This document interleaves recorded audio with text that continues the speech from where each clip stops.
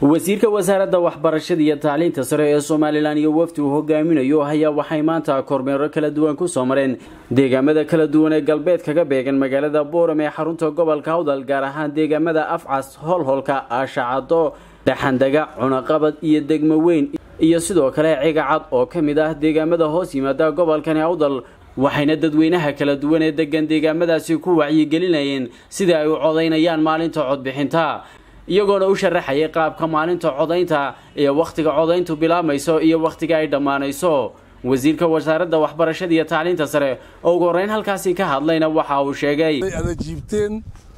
oo aad noo timaadeen oo aad mudana sugaseen aad baad ugu mahadsantihiin waan mahadnaqaynaa mahadda kasakow waxaan u soconnaa sidaas suldaanku idin sheegay inaan isgaarsiino in maalintii doorashadu ay tahay haddii alla yidhaa subaxa isniinta oo ay naga xigto beriyo khamiisa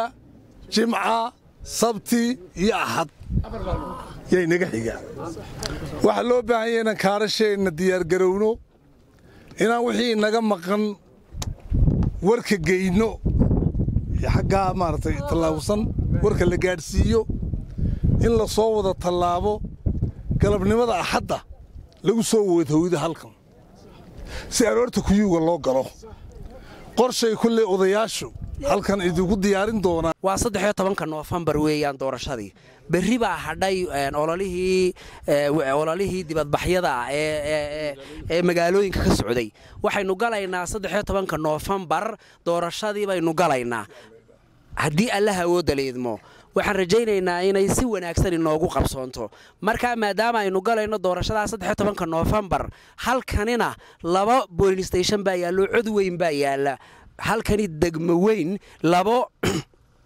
waxa yaala polling station waxaynu u baahanahay maanta way ka duwan tahay maalmihii hore waxay kaga duwan tahay waa cod iyo qof weeyi kaarkaaga ayaad ku codaynaysaa hal cod baad leedahay waxaynu u baahanahay maadaama maalin kale haata ay tahay waxaynu u baahanahay maalinta kale haata 800 iyo zaidka cod ee halkan yaala inaynu ka faa'iideysano Bismillahir Rahmaanir Rahiim halka maanta la idinku yimi ee aan dhammaan isku guubaabinayno ee rabno inaan horumarka raacno ee aan rabno inaynu codkeena siino kulmiye sidaan hore u yidhi waxa weeyaan muxuu ahaa booqashadani waa tu gaar ah waa tu isxasuusina waa tu wax isku sheega waa tu wixii aynu soo wadnay wiiga gadhan maanta muxuu ahaa la iskugu ifinayo weeyi la idinku ifinayo weeyi waxa maalintii la dareerayay waxa ka hadhay dhowr maalmood waa maalinta isniinta ah haddii ilaahay idmo inta ka horeysana waa la idin la joog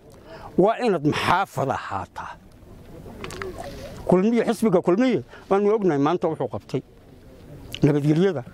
iyo nolosha intan maanta halkan joogtiya inta inaga maqanay noloshaasay ku xidhan tahay nabadgelyada u horeysa nolosha waxaan haysanaa lafdhabartii Soomaaliland waxaan haysanaa maskaxdii Soomaaliland waxaan haysanaa qalbigii Soomaaliland waxaan weeynahay noolaadana waxaan ku soo dhaweyn garaysaan oday diiriya daahir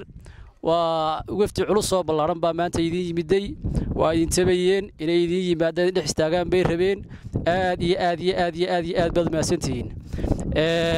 midda kale waxa idin ku darayaa xisbiga maanta meesha socdo ee inuu haynaa calaamadiisa haysan waxa weeyaan waa xisbiga kulmiye ku jira saadarteed saad u ballan qaadeen waa niga gudoonnay waxaynu isku ognahay waxa weeyaan in annaguna ka jawaab bixinno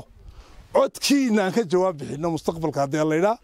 idinkuna xisbiga kulmiye awoodiina iyo wax qabadkiina